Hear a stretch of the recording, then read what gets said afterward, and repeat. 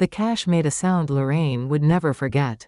Bills being counted, one after another. 2:47 in the morning. Her husband Marcus stood 3 feet away. He would not look at her. 8,200, the man said. White guy, maybe 50, polo shirt. That covers this month and the interest on the last 2. You're still in the hole for 73,000. Marcus nodded. His hands shook. The second man looked at Lorraine. Scar across his eyebrow. So this is her, yeah. She starts Monday. 6 a.m. Van picks her up outside. No days off until the debt is cleared. She doesn't show up, we come looking. And we won't be looking just for her. Marcus nodded again. Still would not look at her. The older man handed Marcus an envelope. This buys you another month. They left. Door closed. Deadbolt clicked. Lorraine stood very still. Marcus, she said. What did you just do? He finally looked at her. Eyes red. I saved us. You sold me. It's just work, Lorraine. Just a job. They need cleaners. You clean. The money goes toward what we owe. She walked to the sink and vomited. Nothing came up. She had not eaten since yesterday. Before you think you know this story, let me ask you something. Have you ever owed money to people who know where you sleep? Have you ever been in a country where one phone call could get you deported? Have you ever loved someone who was drowning you and by the time you realized it you were already underwater? Hit that subscribe button. I need you to hear this whole story. I need you to stay until the end. Comment below what city you're watching from. Atlanta, Chicago, New York, some small town I've never heard of. I want to know how far this truth travels. I want to know if this is happening on your street right now. My name is Lorraine Baptiste. I'm 45 years old. I'm from Haiti. 8 years ago I came to America because my mother told me to. This is what happened instead. 8 years before that night, Lorraine was a nurse in Port-au-Prince. Her mother got cancer. Ovarian. By the time they found it, it was everywhere. Near the end, her mother grabbed her hand. You have to go to America. Take the girls. Give them what we couldn't give you. Man, I can't leave you. Promise me. Lorraine promised. 3 weeks later, she buried her mother. 2 months after that, she met Marcus at church. He said he worked in real estate. He said he had a green card. He said he could help her start over.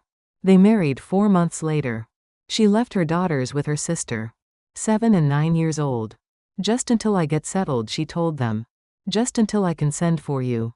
She got on a plane with 2 suitcases and a photograph. Marcus picked her up at the airport. The apartment in Bankhead had bars on the windows. I thought you said you worked in real estate, she said. I do. I manage properties. You're a janitor, Marcus. His face changed. I maintain buildings. It's the same thing. She unpacked her nursing textbooks and did not argue. She was too tired. The racism hit fast. First nursing interview, the administrator smiled. Your English is very good. Thank you. I studied English literature and all my medical training was in French and English. Still, our patients prefer native speakers. Perhaps home health aide work would be better, less communication intensive. $12 an hour. She had made more in Haiti. First family she was assigned to, the old woman called her daughter. I asked for someone who speaks English. Lorraine had said 7 words. Good morning, Mrs. Patterson. I'm Lorraine, your new aide. The daughter came out. This isn't going to work. We'll call the agency. On the drive back, the supervisor did not seem surprised. Happens all the time, honey. Don't take it personal. She worked for families who treated her like furniture. Who left money on the counter and counted it after she left. One woman called her into the bedroom. My diamond earrings are missing. Did you see them? No, ma'am. Are you sure? Because you were the only one here yesterday. The earrings turned up in the laundry the next day. No apology. Just silence. At night, Marcus changed. Or maybe he was always this way. He came home late. Smelled like perfume and cigarettes and something chemical. Where were you? She asked. Working. Building my business. You think it's easy? I'm working 16 hours a day and I've sent $200 to my daughters in 3 months. This isn't what you promised. What I promised: I brought you to America, I married you, I gave you status. She went quiet. Because he was right in a way. She needed him for her green card application. The lawyer said married was better than single. The girls called every Sunday. At first they were excited. When are you sending for us, mama? Soon, baby. Soon. Months passed. Years passed. Their voices got older. They had friends she did not know. Lives she was not part of. 2 years and Marcus came home with an opportunity. A friend can help bring the girls over.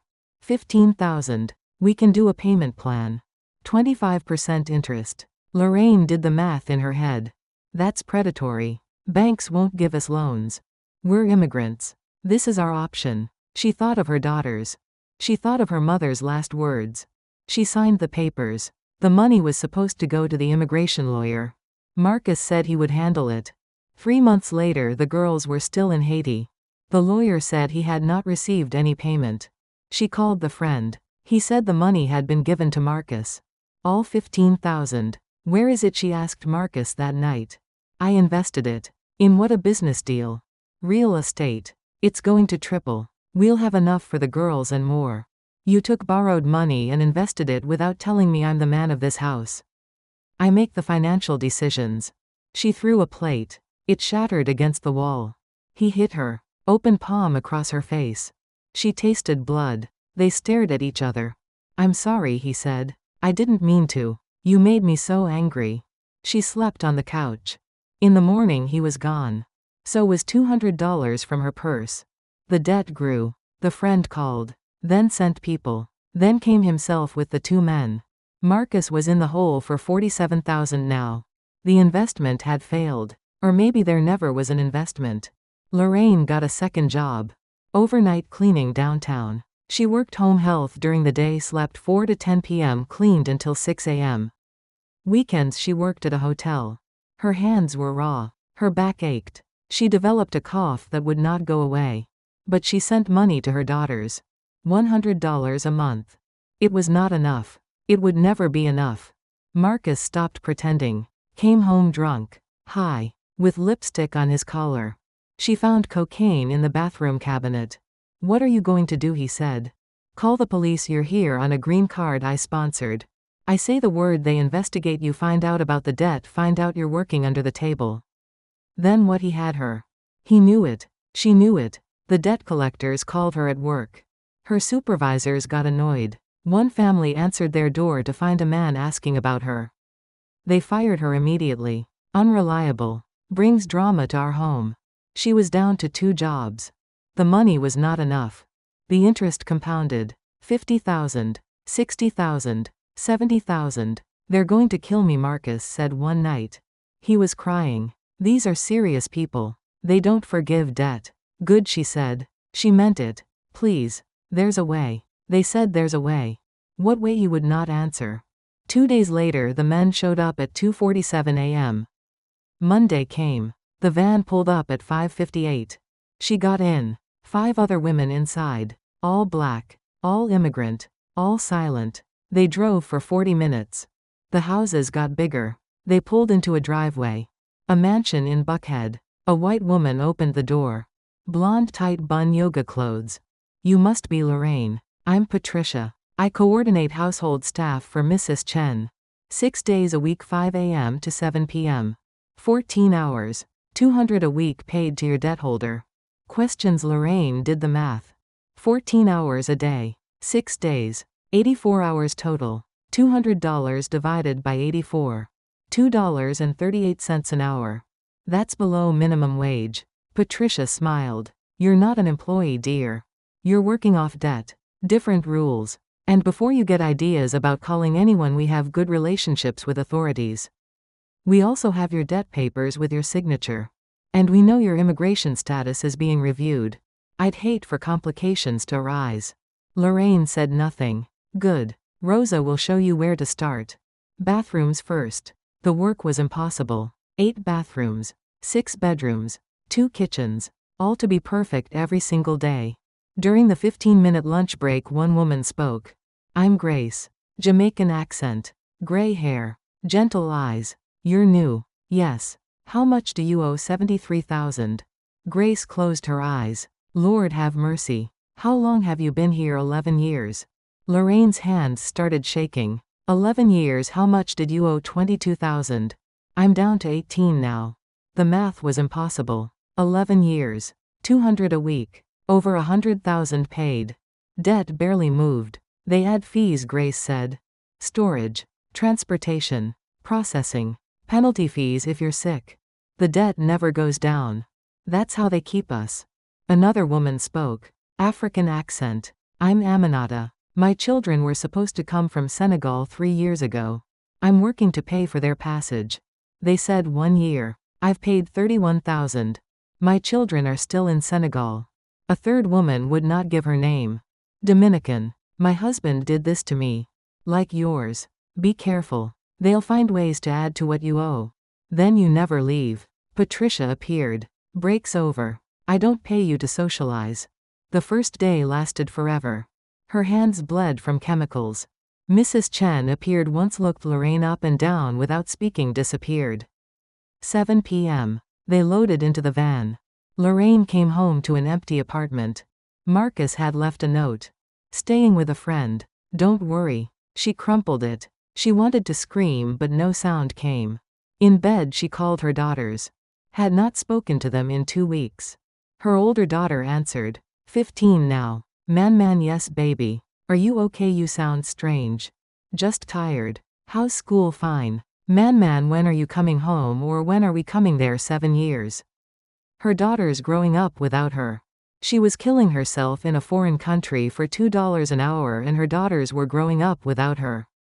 Soon, my love. You always say that. It's been 7 years. Auntie says maybe we should accept you're not coming back.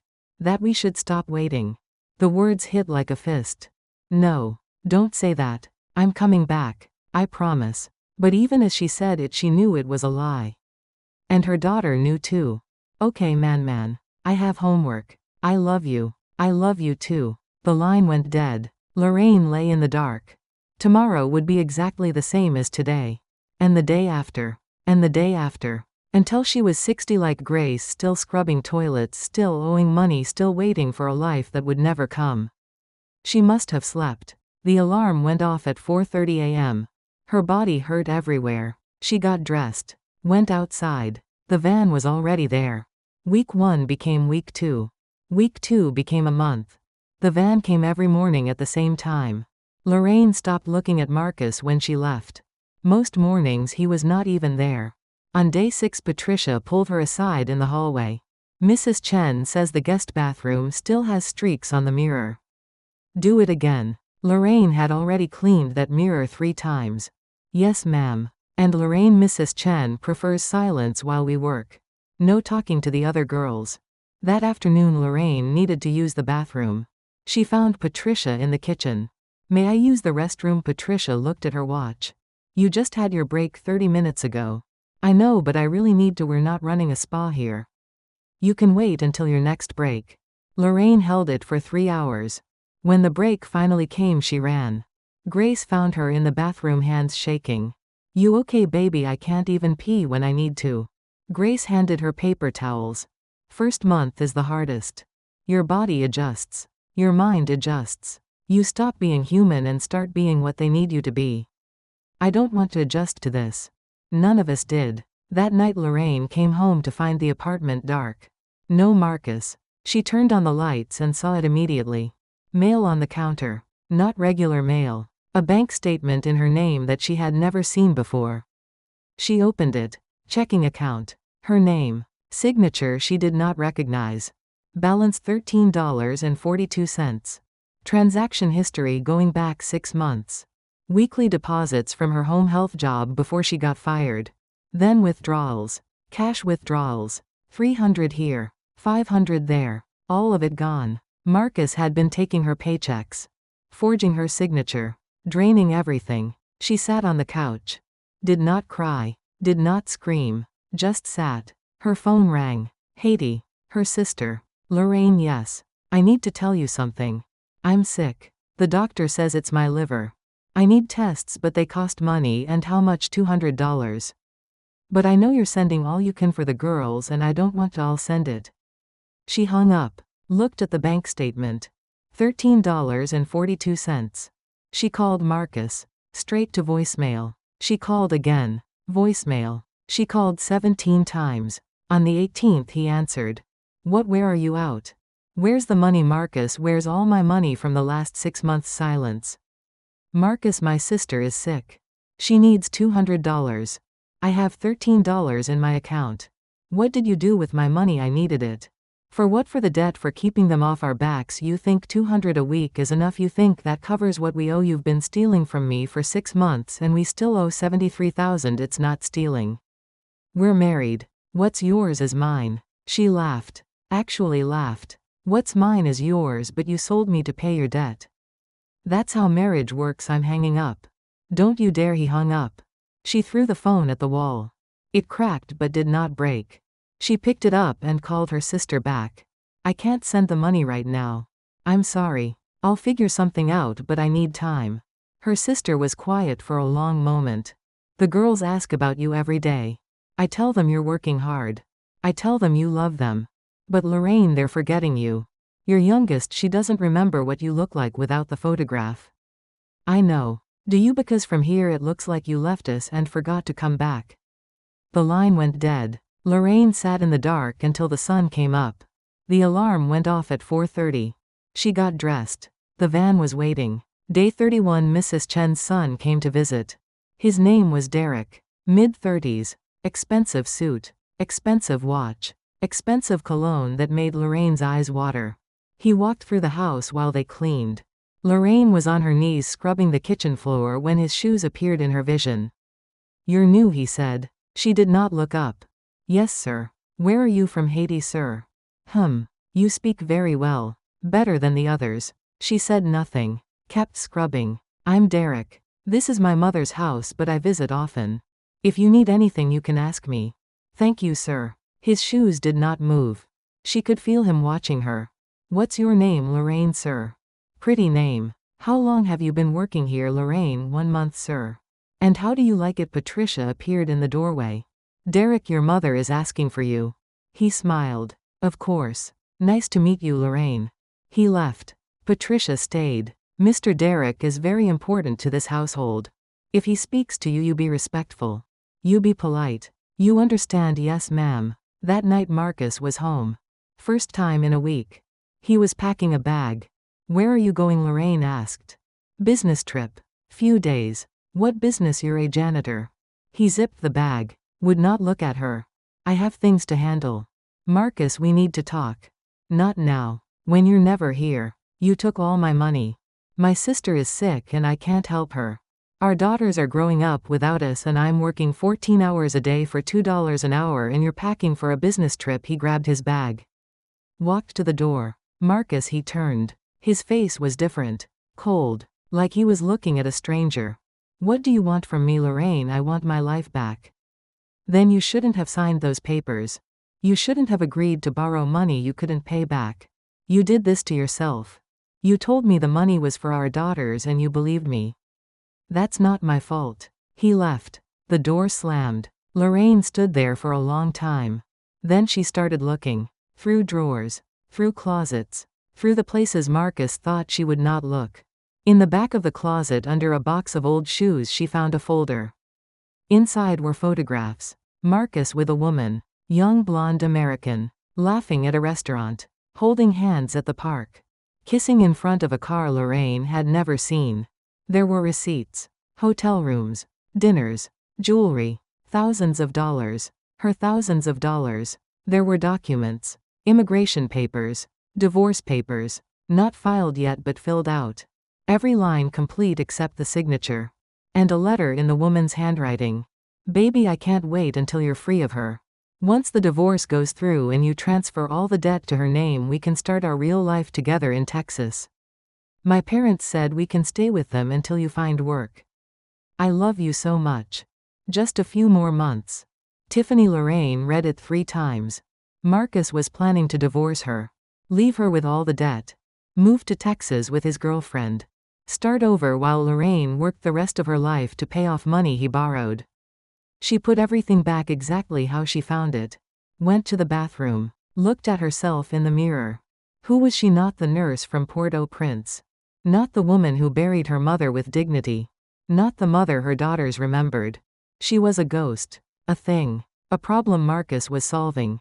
Her phone rang. Unknown number. Hello, is this Lorraine? Baptiste woman's voice. Professional. Yes. This is Sharon Kimball from DeKalb County Family Services. We've received a report that you may be in a situation of domestic servitude. I'd like to schedule a time to speak with you. Lorraine's heart stopped. Who called you? I can't disclose that. But if you're in danger or being forced to work against your will, we can help. I'm not in danger. Ma'am, if someone is threatening you or your family, if you're being held in debt bondage, that's human trafficking. We have resources. I'm fine. Thank you. She hung up, stood there shaking. Someone had reported her. Grace Aminata or someone else who saw her phone rang again. This time she recognized the number. Patricia. Lorraine, we need to talk. Someone has been making inquiries about our household. About the workers. Did you speak to anyone? No, ma'am. Because if any of you are talking to authorities, there will be consequences. Not just for you. For your family in Haiti. Do you understand? Yes, ma'am. Good. I'd hate for anything to happen to your daughters. It would be terrible if their school had an incident. Or if your sister's illness got worse because she couldn't afford treatment. The line went dead. Lorraine dropped the phone. They knew about her sister. They knew about her daughter's school. They knew everything. She sat on the floor. Could not breathe. Could not think. The door opened. Marcus came back in. Forgot my charger, he said. Saw her on the floor. What's wrong with you? She looked up at him. I want a divorce. He laughed. You want a divorce? That's funny. I'm serious. You can't divorce me, Lorraine. You owe them through me. You leave me, they'll have you deported. After they take everything. After they hurt the people you love in Haiti. You think I'm bad? Wait till you see what they do.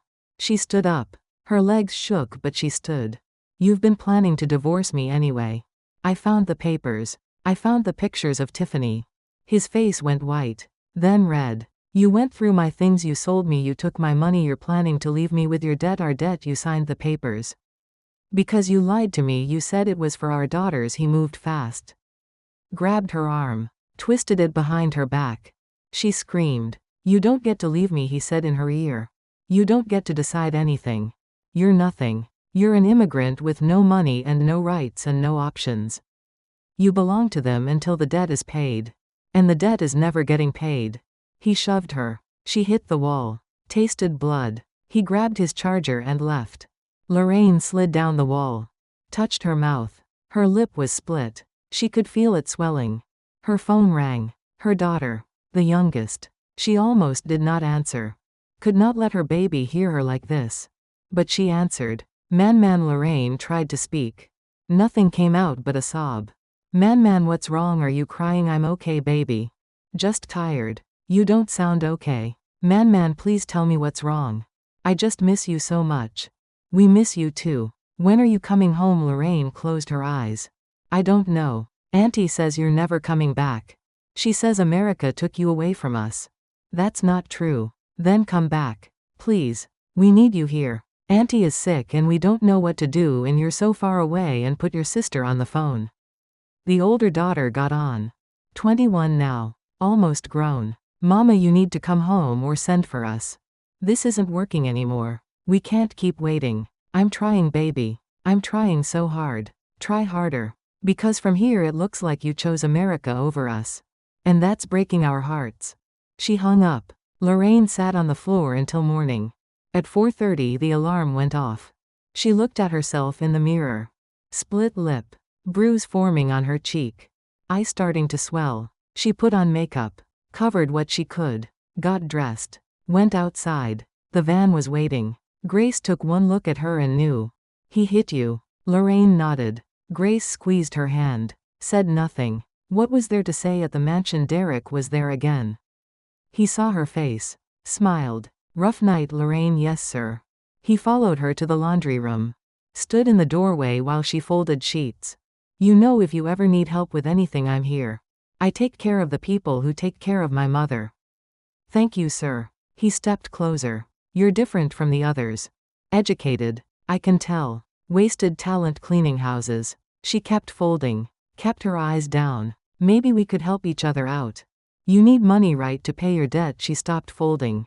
Looked at him. He smiled. I could talk to my mother. Get you extra work. Better pay. But you'd have to be nice to me. Very nice. You understand? She understood. She understood perfectly. I need to get back to work, sir. His smile faded. Think about it. The offer won't last forever. He left. Lorraine finished folding the sheets. Her hands were shaking so badly she had to start over twice. At lunch she told Grace what he said. Grace closed her eyes. Don't do it. Whatever you're thinking, don't do it. He said he could help with my debt. He's lying. They all lie. You give them what they want and they take more. And more. Until there's nothing left of you. Aminata leaned in. My cousin did what he's asking. Different house. Different man. Same story. He paid her debt for 6 months. Then he stopped. Said she had to keep sleeping with him or he'd report her to immigration. She did it for 2 years. Then she killed herself. Lorraine felt cold. I wasn't actually considering it. Good. Because there's no amount of money worth that. That night Lorraine came home to find Marcus in bed with Tiffany. Not just in the apartment. In their bed. In the bed Lorraine slept in. In the bed where she cried herself to sleep every night. They scrambled when she walked in. Tiffany grabbed her clothes. Marcus just stared. Lorraine, I can explain, get out. It's my apartment, get out or I'm calling the police. Tiffany laughed. Actually laughed. And tell them what, that your husband cheated on you, grow up. This is America. People cheat. Get over it. Lorraine looked at this woman. Young. Blonde. American. Everything Lorraine was not. Everything Marcus wanted instead. You're helping him leave me with his debt, Lorraine said. Tiffany smiled. I'm helping him start over. You should have been smarter. Used or get used. That's how it works here. Marcus grabbed his pants. Tiffany, let's go. Wait, Lorraine said. I need to know. Did you ever love me even at the beginning? Marcus looked at her. Really looked at her for the first time in months. You were convenient. That's all you ever were. They left. Lorraine stood in the empty apartment. Looked at the bed. Stripped the sheets. Threw them in the trash. Put new ones on. Lay down. Stared at the ceiling until the alarm went off at 4:30.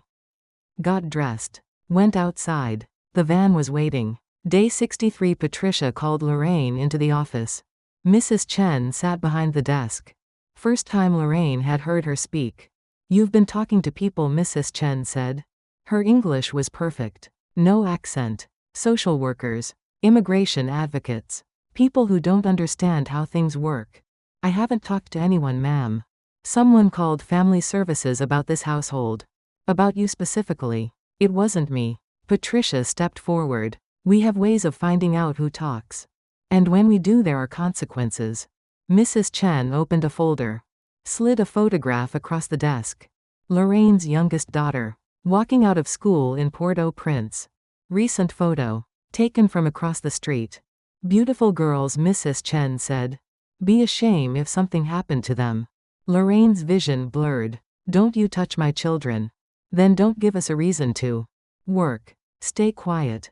Pay your debt. Simple. Patricia handed Lorraine a paper. New debt calculation. $89,000. But I only owed $73. Transportation fees. Housing fees. Administrative costs. It's all itemized. Lorraine looked at the numbers. Made up charges. Invented fees. The debt had grown $16,000 in 2 months. This is impossible. I'll never pay this off. Mrs. Chen smiled. Then you'd better work harder. That afternoon Lorraine scrubbed the same bathroom 4 times. Her hands bled. The chemical burns were getting worse. Grace found her sitting on the floor, hands in cold water. Let me see, Grace said. Looked at the burns. You need ointment. Medical attention. I can't afford a doctor. They do this on purpose. Work us until we break. Then replace us. Grace, how did you end up here? Really? Grace was quiet for a long time. My husband died. Heart attack. Left me with medical debt. A man at the funeral said he could help. Same story as yours. Same lies. I came here thinking it was temporary. 11 years. 11 years. My son was 12 when I started.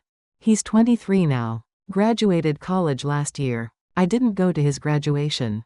Couldn't get time off. Did you ever try to run? Grace pulled up her shirt. Showed her back. Scars. Long ones. Like someone had used a belt. Or worse. I tried once. Got as far as Birmingham. They found me in 2 days. Brought me back. Made an example. Who did that to you? Patricia's husband. He handles security. Makes sure none of us get ideas. Lorraine felt sick. That's assault. That's criminal. It's invisible. That's what it is. We're invisible. No one sees us. No one asks questions. Rich people need their houses cleaned. We clean them. Everything else is just details. Aminata joined them. Grace, stop scaring the new girl. She needs to know. She needs hope. Not horror stories. Hope is what got us here, Grace said. That night Lorraine came home to find Marcus packing. Not a small bag this time. Everything. What are you doing moving out? Tiffany and I are getting a place in Marietta. You're leaving? Yeah. I'm done with this. With you. With all of it. What about the debt? He zipped his suitcase. That's your problem now. Papers are on the counter. You're responsible for all of it. 89,000. It's all in your name. Lorraine looked at the papers. Legal documents. Her signature. Forged but good enough. You can't do this. Already did. Lawyer says it's clean. We're separated. Debt belongs to whoever signed. That's you. I'll fight this. With what money? What lawyer? You work 14 hours a day for $200 a week. You can't even afford a phone call.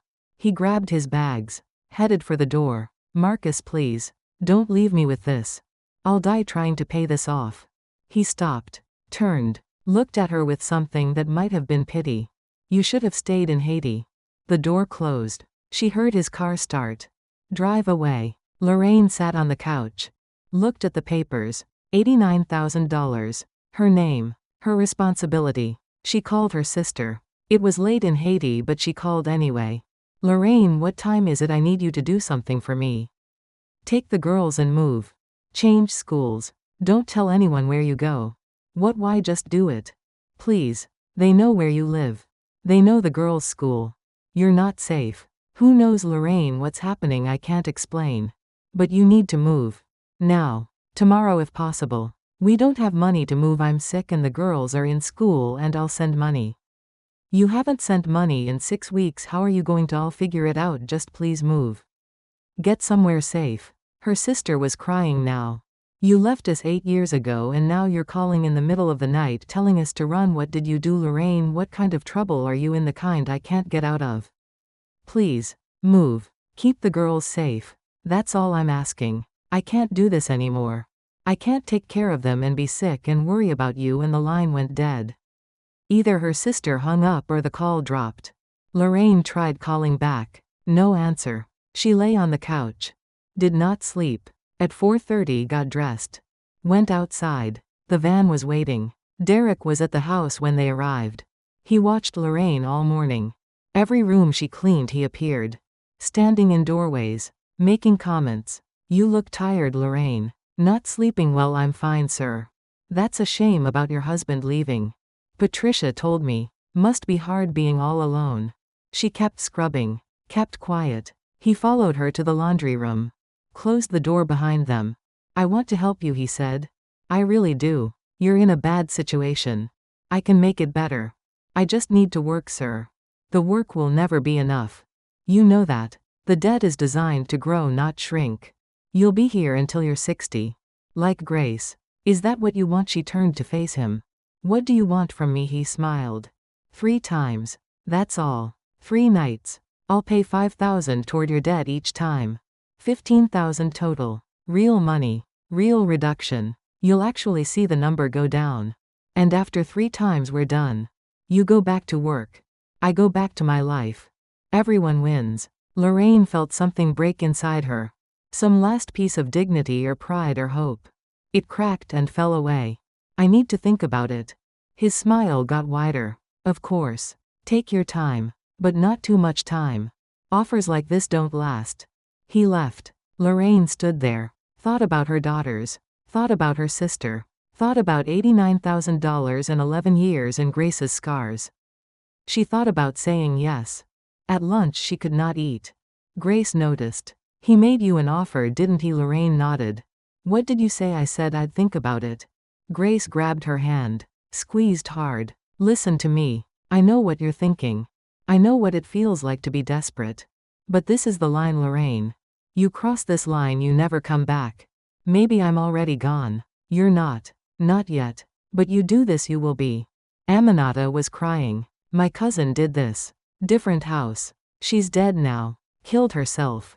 Don't do it, Lorraine. Please. Patricia appeared. Back to work. And Lorraine, Mr. Derek wants to see you in the study after your shift. The afternoon lasted forever. Every minute felt like an hour.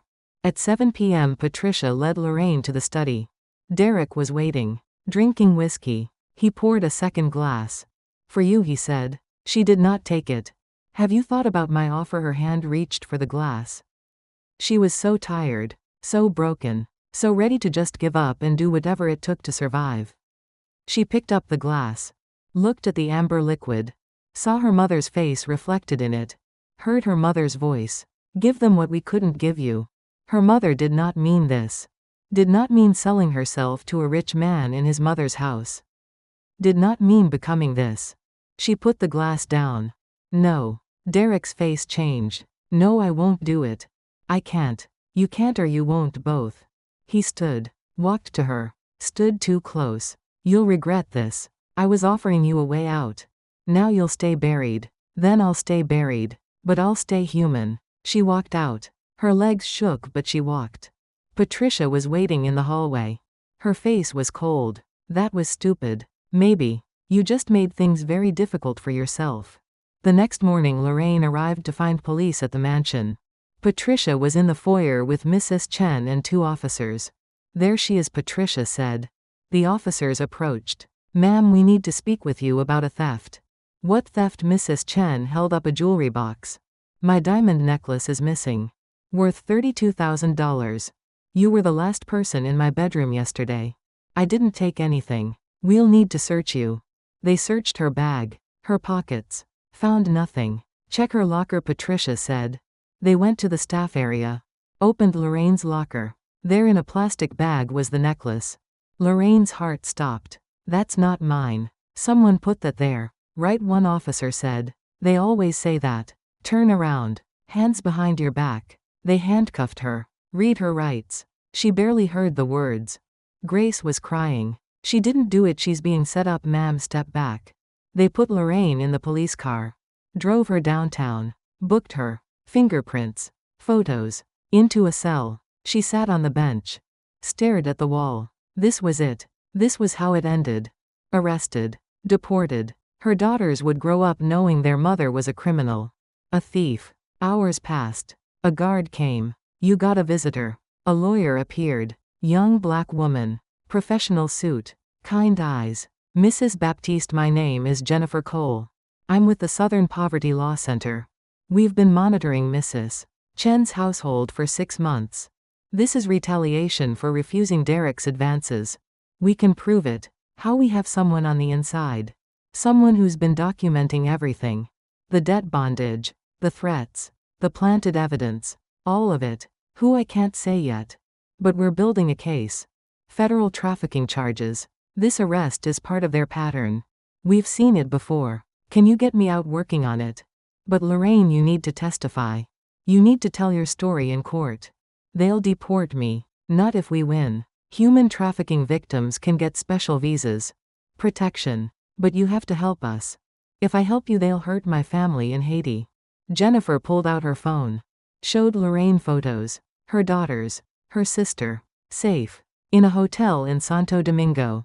We moved them yesterday. They're protected. Under guard. Your sister's getting medical treatment. Your daughters are safe. Lorraine started crying. Actually crying. For the first time in months. How we've been planning this for weeks. Waiting for the right moment. This arrest is it. This is when we move. A guard appeared. You got bail. Someone posted. Lorraine looked at Jennifer. Who? A friend. They walked out to the lobby. An older black woman was waiting. Gray hair. Gentle face. Priest's collar. Lorraine, this is Sister Margaret. She runs the Safe Harbor Network. She's going to take you somewhere they can't find you. Sister Margaret smiled. Child, what's your name? Lorraine. Lorraine, you ready to run? What, you ready to run, to disappear, to start fighting back? Lorraine thought about Grace. About Aminata. About all the women still trapped in that house. About her daughters safe in Santo Domingo. About Marcus and Derek and Patricia and Mrs. Chen. Yes, she said. I'm ready. Then let's go. We don't have much time. They walked out of the police station. Into a car Lorraine did not recognize. Drove away from everything. Sister Margaret handed her a phone. Burner. Untraceable. Call your daughters. Tell them you love them. Tell them you're fighting to come back. Then turn it off and don't turn it on again until I say. Lorraine dialed. Her oldest daughter answered. Man, baby, I'm okay. I'm safe. Are you safe? Yes. These people came and brought us to a hotel. They said you're in trouble but you're going to be okay. Man, what's happening I can't explain now. But I want you to know something. I love you. I've always loved you. Everything I did for you. And I'm going to fix this. I'm going to come back to you. I promise. We love you too, man. Put your sister on. Her youngest got on the phone. Mama, I miss you. I miss you too, baby. So much.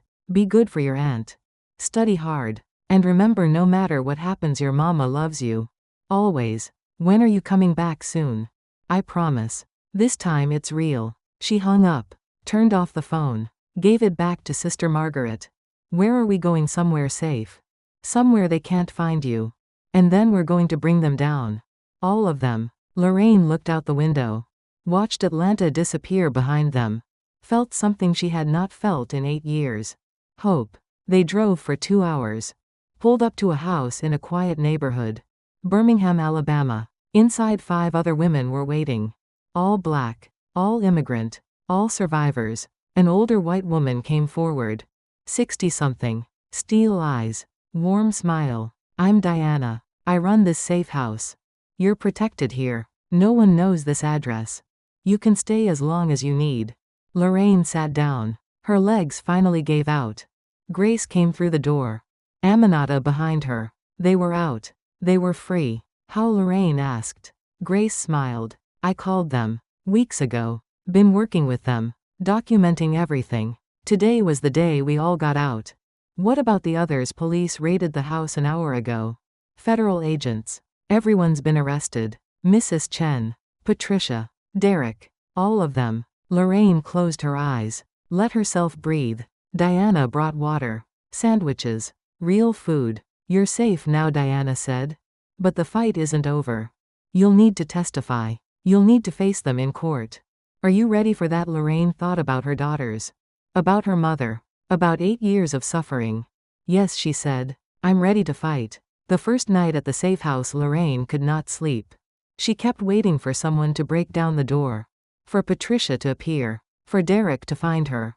Diana knocked softly at 3 a.m. Can't sleep number. Come downstairs. I'll make tea. They sat in the kitchen. Diana was calm. Steady. Like she had done this 1,000 times. How many women have you helped? Lorraine asked. 237.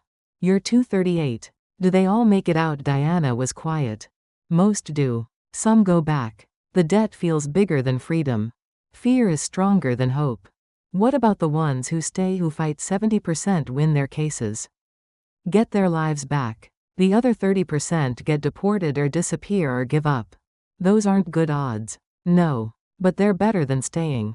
Grace came down. Could not sleep either. Then Aminata. By 4 a.m. all the women were in the kitchen. Drinking tea. Sharing stories. A young woman named Keisha spoke. She was American. Not immigrant. Court-ordered community service had brought her to Mrs. Chen's house. I saw what they were doing to y'all, Keisha said. I started recording. Taking pictures. Writing down everything. Then I contacted the Southern Poverty Law Center. Lorraine stared. You're the one who reported them? Yeah. I couldn't just watch. That wasn't right what they did.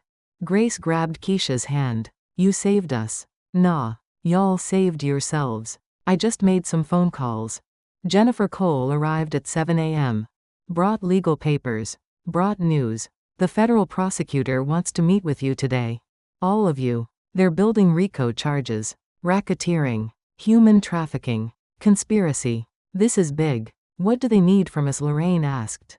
Everything. Testimony. Documentation. Dates. Times. Names. Every detail you can remember. And if we testify, you'll be protected. Witness protection if necessary. Special visas for trafficking victims. Path to citizenship. What if we don't testify? Jennifer's face was serious. Then they walk. Mrs. Chen, Patricia, Derek, all of them. And they find new victims. Keep doing what they've been doing. Lorraine thought about the other women still out there. The ones who had not made it to safety. When do we meet the prosecutor? 2 hours. Federal building downtown. The prosecutor's name was David Chen. No relation to Mrs. Chen, he said immediately. Chinese American. Early 40s. Sharp suit. Sharper eyes. Ladies, thank you for coming. I know this is difficult. But what happened to you is a federal crime. We intend to prosecute to the fullest extent of the law. He laid out photographs. Mrs. Chen, Patricia, Derek, Marcus. Others Lorraine did not recognize. This is a trafficking ring that's been operating for 12 years. We estimate over 300 victims. Most deported before they could testify. You 6 are the first to make it this far. Grace leaned forward. What happens to them if we win? Mrs. Chen is looking at 25 to life. Patricia 15 to 20. Derek 10 to 15. Marcus and the loan sharks 5 to 10 each. Aminata was crying. My children. When can I see my children? We're working on that. Senegalese embassy is cooperating. Should be within the month. Lorraine raised her hand like she was in school. What about our debt? The 89,000 they say I owe. David Chen smiled. Void. Unenforceable. Debt bondage is illegal. You owe nothing. The words did not feel real. 8 years. $89,000. And suddenly it was just gone. But there's a complication, Jennifer said. Immigration. What complication? Your green card was sponsored by Marcus. He's filed paperwork to revoke it. Claims marriage fraud. Says you only married him for immigration benefits. Lorraine felt cold. That's a lie. We know. But you'll need to prove it. And in the meantime you're in deportation proceedings. So even if I testify, even if they go to prison, I get sent back to Haiti. Not if we win the T visa. It's for trafficking victims. Allows you to stay, work, eventually get citizenship. But you have to testify first. Grace spoke up. What if we're too scared to testify? David Chen looked at each of them. Then I understand. No one can force you. But I need you to understand what's at stake. These people have destroyed hundreds of lives. You have the power to stop them. That's rare. That's important. They went back to the safe house. That night Diana called a meeting. You all need to decide. Testify or don't. No judgment either way. But you need to decide tonight. One by one the women spoke. Grace went first. I lost 11 years. My son grew up without me. I'm testifying. Aminata next. My children are still in Senegal. I haven't held them in 3 years. I'm testifying. The other women agreed. Then everyone looked at Lorraine. I don't know, she said. My daughters are in Santo Domingo. Safe. If I testify, if I stay in America to fight this, they stay there without me. If I get deported, I go home to Haiti, they come back from Santo Domingo, we're together again. Isn't that what I wanted all along? Diana spoke gently. Is it, or did you want to give them a better life? Show them their mother doesn't give up when things are hard. I've been giving up for 8 years. What difference does one more time make? Grace grabbed her hand. Because this time you're not giving up. You're choosing. There's a difference. That night Lorraine called her daughters. Secure line. Untraceable. Her oldest answered. Man, hi baby. How are you? Scared. Confused. These people are nice, but we don't understand what's happening. When can we come home? Soon. But I need to ask you something. If I had a chance to stay in America to fix everything, to make the people who hurt me pay for what they did, but it meant being away from you for a few more months, what would you want me to do? Silence. Long silence. I want you to fight, man. What we've been waiting for you for 8 years. A few more months won't matter. But if you come back now broken and beaten, that's not the mother we remember. Fight. Win. Then come home a winner. Lorraine was crying. When did you get so wise? I had 8 years to grow up without you. Had to get wise fast. The younger daughter got on. Mama, are they bad people, the ones who hurt you? Yes, baby. Then hurt them back. That's what you always told us. Stand up to bullies. Lorraine laughed through tears. I did say that. So do it. We'll be okay. We have each other. You go, be strong. She hung up. Looked at the other women. I'm testifying. The trial preparation took 3 weeks. Long days with lawyers. going through every detail, every conversation, every threat, every moment of the past 8 years. Jennifer prepared them. The defense will attack your credibility. They'll say you're lying for immigration benefits. They'll bring up everything. Your marriage to Marcus. The debt you signed for. Every mistake you made. What do we say the truth? That you were vulnerable, desperate, exploited. The truth is your weapon. David Chen brought them to the courthouse the day before the trial. Showed them the courtroom, where they would sit, where the defendants would be. They'll be in suits, he said. They'll look respectable. That's the point. Don't let it intimidate you. Remember who they really are. That night Marcus called. Somehow he had gotten Lorraine's number at the safe house. Lorraine. She almost hung up. But something stopped her. What do you want? Don't testify. Please. If you testify I go to prison for 5 years minimum. Good. Lorraine, I'm sorry. I know I hurt you. I know I was wrong. But 5 years, that's my life. You took 8 years of mine. I was desperate. The debt was killing me. I made bad choices. You sold me Marcus. You took my money. You left me to die while you ran off with your girlfriend. Now you want mercy, I'm begging you. As your husband, you're not my husband. You never were. You were just a man who saw an opportunity and took it. If you testify, they'll deport you anyway. You know that, right? You'll lose everything and I'll be in prison and nobody wins. I'll win. Because you'll be exactly where you belong. She hung up. Her hands were shaking, but she hung up. Diana was watching. You okay, number? But I will be. The first day of trial, Lorraine wore the suit Jennifer had bought her. Walked into the courthouse with Grace and Aminata and the others. Mrs. Chen sat at the defense table. Patricia next to her. Derek. Marcus. The loan sharks. All in expensive suits. All looking confident. Mrs. Chen's lawyer was a shark. White man, $60,000 suit. Ladies and gentlemen of the jury, this is not a case about trafficking. This is a case about debt. These women borrowed money. They couldn't pay it back. They worked to settle their obligations. Now they're crying victim to avoid deportation. It's that simple. David Chen stood. No. It's not simple. It's slavery. Modern slavery. And we're going to prove it. Grace testified first. 3 hours on the stand. Told everything. The 11 years. The scars on her back. The fees that never stopped growing. The defense attorney attacked. Ms. Williams, isn't it true you could have quit at any time, number? You weren't chained to the house. You weren't locked in. You could have walked away. They threatened my son. They knew where he lived. Where he went to school. They said if I left he'd pay for it. Do you have proof of these threats? It was verbal. But I believed them. And I was right to believe them. Aminata testified next. Broke down crying on the stand. Talked about her children. The photos they sent her to prove they were watching. Then Keisha testified. Brought photographs. Videos she had secretly recorded. Text messages. Emails. Everything. The defense tried to discredit her. You were court-ordered to be there. You had a criminal record. Why should we believe you? Because I saw it with my own eyes. And I couldn't look away. Day 3, Lorraine took the stand. David Chen walked her through everything. Haiti. Her mother's death. Meeting Marcus. The promises. The debt. The work. The threats. The assault. All of it. She spoke for 4 hours. Did not cry. Did not break. Just told the truth. Then came cross-examination. Mrs. Chen's lawyer smiled. Mrs. Baptiste, you married Marcus for a green card, didn't you? I married him because he said he loved me. Because I was grieving my mother and desperate to give my daughters a better life. So you used him? No. He used me. You signed the debt papers voluntarily, correct? I signed them because he told me the money was to bring my daughters to America. He lied. Or maybe you're lying now.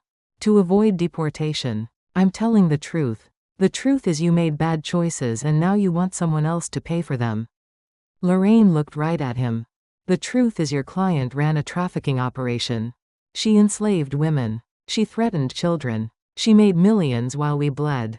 That's the truth. The courtroom went silent. The lawyer tried again. Isn't it true you were offered opportunities to leave, that you chose to stay? I was offered the opportunity to sell my body to Derek Chen for debt reduction. I refused. The next day I was arrested for theft I didn't commit. Is that the opportunity you're talking about? Derek Chen's face went red. The trial lasted 2 weeks. Testimony, evidence, documents, photographs of Grace's scars, bank records showing the money trails, immigration papers proving the fraud. The defense called Marcus to testify. He lied, said Lorraine was unstable, said she made everything up, said the debt was legitimate and she was just angry about the divorce.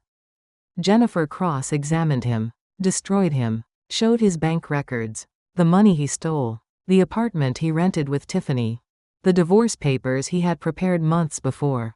Mr. Baptiste, you sold your wife to pay your gambling debts, didn't you? You forged her signature on debt documents. She agreed to it. You stole her wages for 6 months.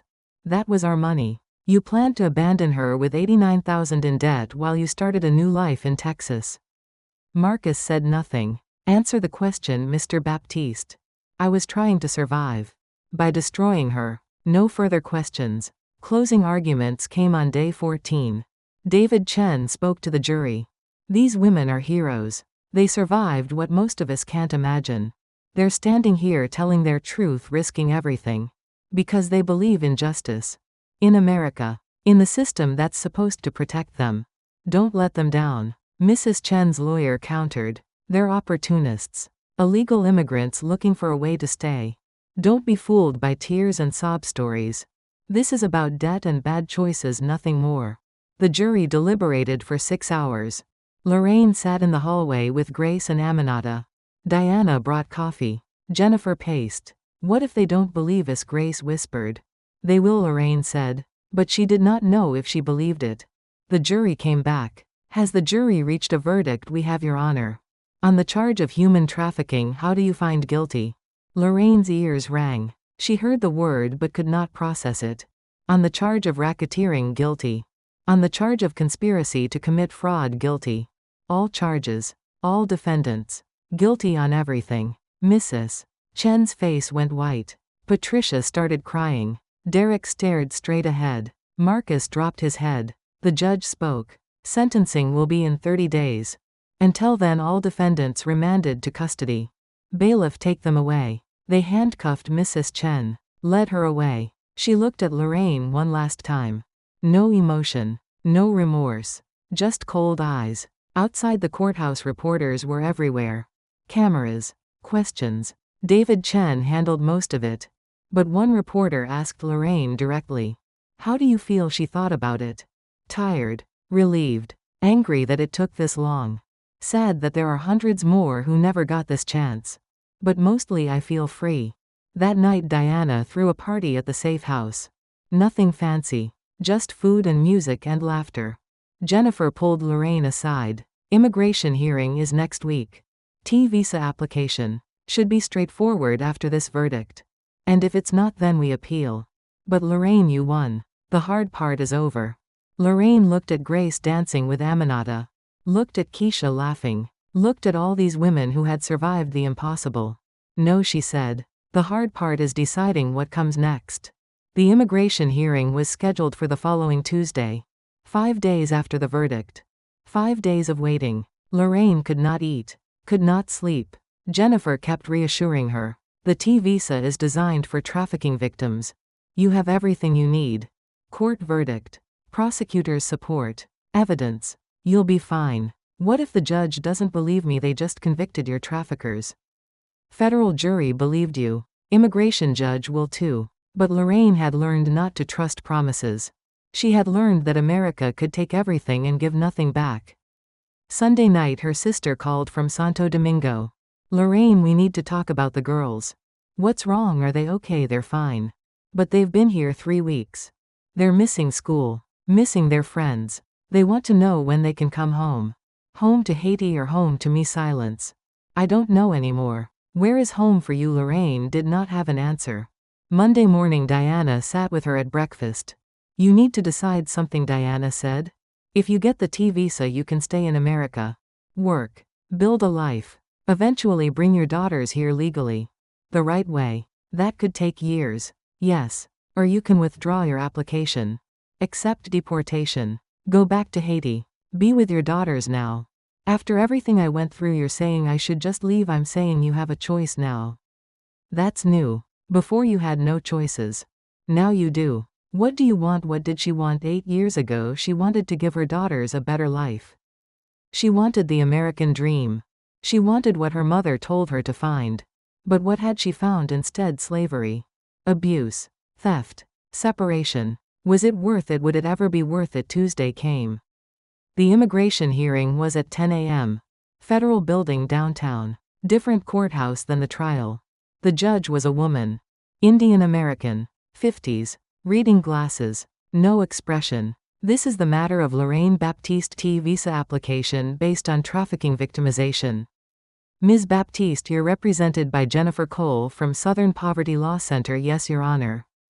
And the government is not contesting this application. The ICE attorney stood. Young white guy. Looked uncomfortable. No, Your Honor. Given the federal conviction and the evidence presented, ICE supports the application. Lorraine almost fell over. ICE was supporting her. Jennifer squeezed her hand under the table. The judge reviewed documents. 5 minutes of silence. Then 10. Then 15. Finally she looked up. Ms. Baptiste, I've read your testimony from the trafficking trial. I've reviewed the evidence. What happened to you is unconscionable. Lorraine held her breath. However, I have concerns about your initial marriage to Mr. Baptiste. The timeline suggests possible marriage fraud for immigration benefits. Jennifer stood. Your Honor, my client was a victim of fraud herself. She married Mr. Baptiste believing his representations to be true. She had no intent to defraud the immigration system. Perhaps. But intent is difficult to prove. And the law is clear about marriage fraud. Your Honor, she was trafficked. That's been proven beyond reasonable doubt in federal court. The T visa statute specifically allows for victims of trafficking regardless of how they entered or remained in the country. The judge removed her glasses. Ms. Cole, I understand the statute. I also understand that approving this visa sets a precedent. Every trafficking victim who entered through questionable means will cite this case. Good, Jennifer said. They should. Because being trafficked doesn't erase your humanity or your right to protection. The judge looked at Lorraine. Ms. Baptiste, if I grant this visa, what will you do? Where will you go? Lorraine stood. I don't know, Your Honor. I haven't thought past this moment. Will you stay in America? I honestly don't know. My daughters are in Santo Domingo. I haven't seen them in 8 years. Part of me wants to run to them right now and never let go. Then why apply for this visa? Lorraine thought about it. Because I don't want to run anymore. I want to choose. I spent 8 years having no choices. Being told where to work, when to sleep, who to obey. If I get this visa, I get to choose. Stay or go. Work or rest. Fight or surrender. I just want the right to choose. The judge was quiet for a long moment. I'll issue my decision by end of week. Court is adjourned. They left. Jennifer was optimistic. She's going to approve it. I can tell. But Lorraine was not so sure. That night she called her daughters. Told them about the hearing. Her oldest was quiet. Man, do you want to stay in America? I don't know, baby. Because if you do, we understand. We're grown now. We can take care of ourselves. You're 21 and 19. You're not grown. Her daughter laughed. It was the first time Lorraine had heard her laugh in years. We've been taking care of ourselves for 8 years. We're more grown than you think. Her youngest got on. Mama, we want you to be happy. Wherever that is. I'm only happy with you. Then come home. Lorraine hung up. Sat in the dark. Thought about everything. Wednesday Grace got news. Her son was coming to visit. Flying from Atlanta. First time seeing him in 2 years. How do you feel? Lorraine asked. Terrified. He's a man now. Graduated college. Has a job. A life. And I missed all of it. He's coming to see you. That means he doesn't blame you. Or he's coming to say goodbye. Grace's son arrived Thursday. His name was Marcus too, coincidentally. But everyone called him Mark. Lorraine watched them reunite. Grace broke down. Sobbing. Mark held her. Also crying. Mom, I'm so sorry. I should have looked for you harder. I should have known something was wrong. Baby, you were a child. This wasn't your fault. I'm not a child anymore. And I'm going to take care of you now. You're coming to live with me in Atlanta. I have a 2-bedroom apartment. You'll have your own space. You'll never work like that again. Grace could barely speak through tears. I can't ask you to do that. You're not asking. I'm telling you. Pack your things. You're coming home. Lorraine watched this and felt something break open inside her. Jealousy, grief, hope, all mixed together. That was what she wanted. Her daughters, taking care of her, after 8 years of her trying to take care of them from a distance. Friday morning, the immigration judge's decision came through. Jennifer called at 7 a.m. You got it. T visa approved. 4 years. Renewable. Work authorization. Path to green card. Lorraine should have been happy. Should have celebrated. Instead, she just felt empty. Thank you. Lorraine, this is good news. You won. I know. So why don't you sound happy? Because I don't know what winning looks like anymore. She hung up, sat on the bed, stared at nothing. Diana knocked. I heard. Congratulations. Thanks. So what now? I need to see my daughters. Then go. You have a visa. You can travel. Go to Santo Domingo. See them. Then decide. Lorraine booked a flight for Sunday. 2 days away. 48 hours to figure out what to say to children she barely knew anymore. Saturday, the sentencing hearing for Mrs. Chen and the others happened. Lorraine went. Had to see it. Mrs. Chen got 28 years. Patricia got 18. Derek got 12. The loan sharks got 7 to 10 each. Marcus got 5 years. He looked at Lorraine as they led him away. Tried to say something. She looked away. Outside, a reporter asked her how she felt. I feel like justice happened. Finally. But it doesn't give me back the 8 years. Doesn't heal the damage. Doesn't reunite me with my children. It's just the end of one nightmare. Now I have to figure out how to wake up. Sunday morning, she flew to Santo Domingo. 3-hour flight. Felt like 3 years. Her sister met her at the airport. They had not seen each other in 8 years either. They hugged. Both crying. You look different, her sister said. I am different. The girls are at the hotel. They're so nervous. They've been changing clothes all morning. They drove to the hotel. Lorraine's hands were shaking. What if her daughters did not recognize her? What if they blamed her? What if 8 years was too long? Her sister stopped her outside the hotel room. They're angry, Lorraine. They won't admit it, but they are. You need to be ready for that. I know. Do you? Because they're not little girls anymore. They're women. And they've become women without you. Her sister opened the door. 2 young women stood there. Beautiful. Grown. Strangers. The oldest spoke first. Man. Lorraine could not speak. Could not move. Just stared. Her youngest ran to her.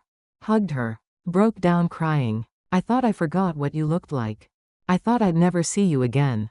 The oldest stayed back. Arms crossed. You're thinner. Older. You're taller. You look just like your grandmother. I wouldn't know. I never really knew her. She died before I could remember her well. The words were sharp. Intentional. Lorraine felt them land. I know I missed a lot. You missed everything, man. Everything. First boyfriend. First heartbreak. Graduation. My first job. Everything. I'm sorry. Are you, or are you just sorry you got caught? Sorry it didn't work out the way you planned. Her youngest pulled away. Stop. That's not fair. It's completely fair. She left us. She chose America over us. Lorraine sat down. You're right. You're absolutely right. I made a choice 8 years ago and it was the wrong one. I thought I was doing the right thing. I thought I was giving you a better life. But all I did was abandon you when you needed me most. Her oldest wiped her eyes. Then why are you here now? What do you want from us? I want to know you. I want to be your mother again. If you'll let me. And if we don't, if we say it's too late. Lorraine stood. Looked at both of them. Then I'll respect that. But I'll never stop trying.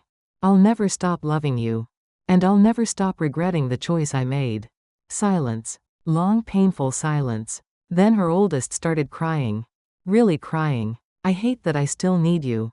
I hate that I still want my mother even though you left me. I hate that I can't just be angry and walk away. Lorraine hugged her. Held both her daughters. They cried together. 8 years of pain and anger and grief pouring out. Later they talked. Really talked. For hours. About everything. Her oldest was studying nursing. Following in Lorraine's footsteps without meaning to. Her youngest was teaching elementary school. Loved children. Wanted her own family someday. They told her about their lives. Their friends. Their dreams. Everything she had missed. Are you going back to America? Her youngest asked. I don't know yet. I have a visa. I can stay if I want. I can work. Build a life there. But my life is here. With you. Her oldest shook her head. No, man. Your life is wherever you choose it to be. We're adults now. We don't need you to take care of us anymore. I still want to. Then do it from wherever makes you happy. We'll visit. You'll visit. We'll figure it out. But don't come back to Haiti just because you feel guilty. That night Lorraine lay in bed in the hotel. Thought about everything. America had taken so much. But it had also given her something. Strength. Voice. The knowledge that she could survive anything. Haiti was home. But it was also the place where she had always been small. Always been limited. Always been less than. America had tried to destroy her. But she had destroyed it instead. Destroyed the system that tried to enslave her. Destroyed the people who tried to own her. She thought about Grace going to live with her son in Atlanta. About Aminata whose children were flying to America next month. About all the women who were choosing to stay and rebuild. She thought about her daughters grown and capable and strong without her. She thought about her mother's last words. Give them what we couldn't give you. What her mother could not give her was choice. Agency. Freedom. And she had given that to her daughters. Not by being there, but by showing them what it meant to fight. To survive. To choose yourself even when the world says you're not worth choosing. Monday morning she told her daughters her decision. I'm going back to America. Her youngest looked sad but not surprised. Why? Because I need to finish what I started. I need to help other women who are trapped like I was. I need to use my story to change things. And I need to prove to myself that America didn't break me. Her oldest hugged her. When will we see you? Christmas. I'll come home for Christmas. And you'll visit me in summer. And we'll talk every week. And I'll never disappear again. I promise. Don't promise, man. Just do it. She flew back to Birmingham Tuesday night. Diana was waiting at the safe house. You came back. I came back. Why? Because I'm not done yet. Jennifer helped her get set up. Apartment in Birmingham. Small but safe. Job at a community health center. Using her nursing skills finally. Helping other immigrant women. At night she volunteered with the Safe Harbor Network. Answering phones. Helping women escape. Sharing her story. 6 months later she spoke at a conference on human trafficking. 500 people in the audience. She told her story. Every detail. Every pain. Every moment. After a young Haitian woman approached her. I'm trapped like you were. I need help. Lorraine held her hand. Then let's get you out. They did. They got her out. And 3 others. And 10 more. And 20 more. 1 year after the trial, Grace got married. To a man she met at church. Her son Mark walked her down the aisle. Lorraine was maid of honor. Aminata's children came to America. All 3 of them. Lorraine helped her enroll them in school. Watched them thrive. Keisha got a job with the Southern Poverty Law Center. Became an investigator. Found more trafficking rings. Saved more women. And Lorraine kept working. Kept fighting. Kept surviving. Christmas she went home to Haiti. Spent 3 weeks with her daughters. They laughed. They cried. They healed a little more. Are you happy, man? Her youngest asked. Lorraine thought about it. I'm not sure I know what happy means anymore. But I'm free. I'm useful. I'm making a difference. Maybe that's better than happy. I think grandmother would be proud. I think so too. 2 years after the trial, Marcus got out early for good behavior. 3 years served instead of 5. He showed up at Lorraine's apartment. She almost did not answer the door. What do you want to apologize? For real this time. I don't accept. Lorraine, please. I know I can't fix what I did. But I need you to know I'm sorry. I was weak and selfish and I destroyed us both. You destroyed yourself. I rebuilt myself. We're not the same. Can you ever forgive me? She looked at him. Really looked. Saw a broken man. Older. Tired. Defeated. No, she said. I can't forgive you. But I can let you go. I don't hate you anymore, Marcus. I don't think about you at all. You're just a part of my past. And my past doesn't control me anymore. She closed the door. Felt nothing. No anger. No pain. No satisfaction. Just nothing. And that was freedom. 3 years after the trial, Lorraine became a U.S. citizen. Her daughters flew in for the ceremony. Watched her take the oath. After they took pictures. Federal building. American flag. Big smiles. How does it feel? Her oldest asked. Strange. I spent 8 years being told I didn't belong here. Now I'm a citizen. Do you feel American? Lorraine laughed. I feel like myself. That's enough. She kept working. Kept helping. Kept telling her story. 5 years later, she testified before Congress. Immigration reform hearing. She told them everything. The trafficking. The debt bondage. The invisible slavery happening in nice neighborhoods across America. A senator asked her, what would you tell other women in your situation? She looked right at the camera. Right at every woman watching who might be trapped. I would tell them this. You are not your debt. You are not your papers. You are not what was done to you. You are your mother's daughter. You are your children's mother. You are human. And no one can buy that. No one can take that. Run if you have to. Fight if you can. But never forget who you are. The room was silent. Then they applauded. 7 years after running away from home at 45, Lorraine stood in her living room. Looked at photographs of her daughters. Looked at certificates on the wall. Nursing license. Citizenship papers. Awards from organizations she had helped. Her phone rang. Unknown number. Hello, is this Lorraine Baptiste? Yes. My name is Maria. I'm calling from Houston. I saw your testimony online. I need help. They're holding me like they held you. I need to run. Can you help me? Lorraine grabbed her jacket. Give me your address. I'm making calls right now. We'll get you out. Thank you. Thank you so much. Don't thank me yet. Just be ready to run when I say. She hung up. Called Jennifer. Called Diana. Called Grace. Called the network. Within an hour they had a plan. Within 6 hours Maria was free. Another woman saved. Another life reclaimed. Lorraine went to bed that night and slept without nightmares for the first time in 8 years. She had run away from home at 45. Not the home she was born in. The home that became her prison. She had crossed an ocean twice. Once to chase a dream. Once to escape a nightmare. And now at 52 she was finally home. Not in a place. In herself. She had survived what was designed to destroy her. She had fought what was meant to silence her. She had won what they said was impossible. Her name was Lorraine Baptiste. She was trafficked in plain sight. And she survived by remembering one truth that no one could take away. She was not for sale. She never was. She never would be. And neither was anyone else.